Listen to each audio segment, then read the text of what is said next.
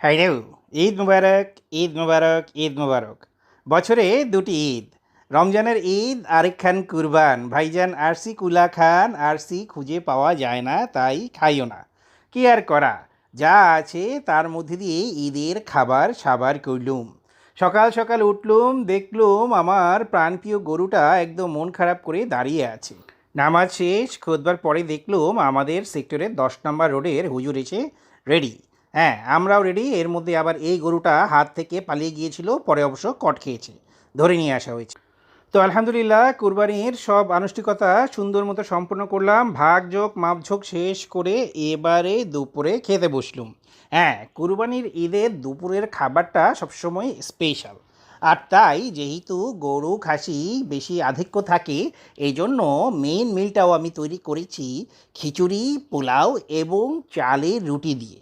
হ্যাঁ, একদম মাংস খাওয়ার সময় শুধু মাংস খেলে তো একটু কেমন যেন লাগে, তাই না?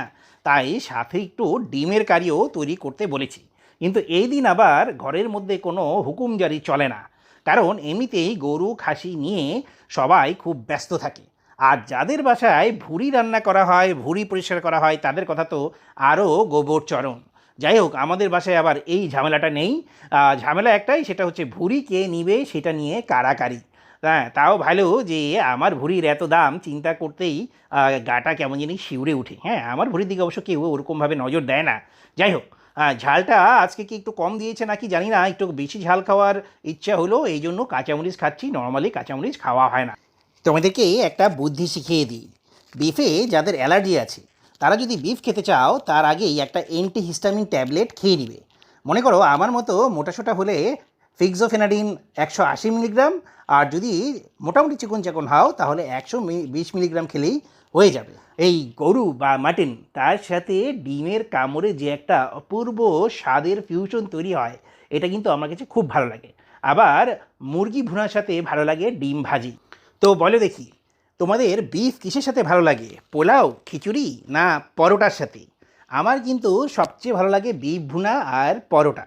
চালের রুটিও খারাপ না। আর এই জন্যই তো হচ্ছে চালের রুটি নিয়ে বসলুম লাস্ট ফিনিশিংটা টানার জন্য। হ্যাঁ, প্রথমে বিফ খিচুড়ি, এরপরে মাটন পোলাও, আর সবশেষে চালের গুঁড়ার রুটি। একটা সেই লেভেলের খানি দেওয়া হলো, এবং হচ্ছে সবশেষে প্লেট একদম মুছে টুচে চেটে পুটে হচ্ছে খেয়ে নিলাম, যেন হচ্ছে গিয়ে পেটের মধ্যে কোনো র্যামনেন্টও না থাকে নাকি।